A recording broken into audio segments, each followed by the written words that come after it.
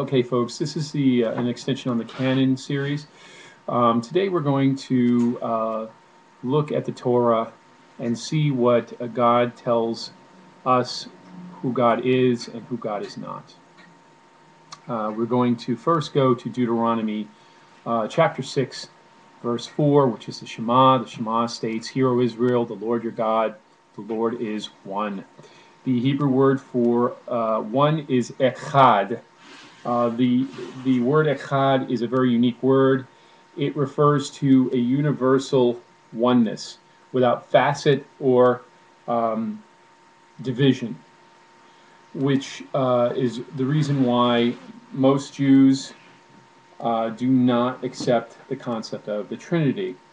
Based on the Shema tells us that God has no other facets. God is universally whole, with just God. So, and this is the reason why. Next, we're going to go to what God tells us what God is not, which is found in Numbers 23, particularly verse 19.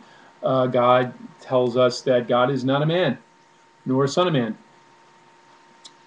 which brings us to the next concept, which Jews do not accept, which is the concept of incarnation. God does not imbue God's self into a physical being. Based on this statement, a lot of people will use the example of the visitation of the three messengers to Abraham before the destruction of Sodom and Gomorrah. The word that is used to describe those visitors is Elohim, and as we know, Elohim is used, when we discussed it last week, as a reference for angel, messenger, or righteous servant, so forth. There is a word a sacred word used all through the Torah to describe God's essence and God's presence, and that word is not used in this circumstance. So these messengers may be giving information to Abraham about from God, but does not represent who God is as a personae, because God has no personae, as stated in Numbers 23:19. Back in Numbers 23:19, God states, "I don't lie." So God speaks the truth. God also states in the same section that God doesn't change his mind, or God doesn't change its mind. So God is immutable. So when God makes a promise and says it's forever, God doesn't change its mind, and therefore covenants are not broken when God indicates that they're forever. Which brings me to a very interesting comment, and I'm not trying to make this a controversial video. This purpose for this video is to give you tools.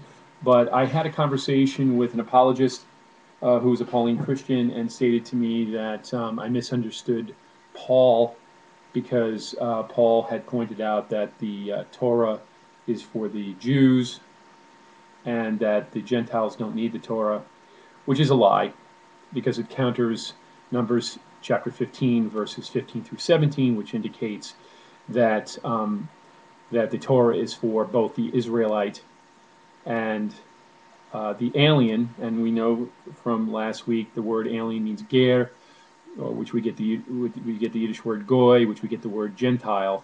So God tells us that the law is for both the Jew, or whatever, the Israelite, and the Gentile. I don't like to use the word Jew because there was more than one tribe there when this covenant was laid and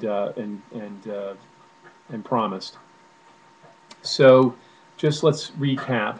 We know that God is universally whole, without any facets or aspects. Let's call it a universal singularity. God cannot be a man, will not take physical form. God will not become a son of man, which repeats the first. God doesn't lie, and God does not change God's mind, probably because of that universality. So these are the tools that are found in the Torah for you. They're easily found.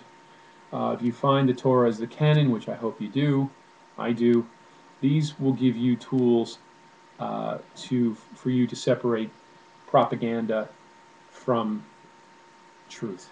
And that is really the purpose here. To find God in the Abrahamic sense, to find the true God, you need these tools. And there are a multitude of tools that are there for you to research and to search for. So I'm going to try to extract as many different aspects as I can to give you, and hopefully they're going to be useful to you. And I'm hoping that that you are appreciating them and using them. So anyway, good Shabbos to you, and Shalom, peace to you.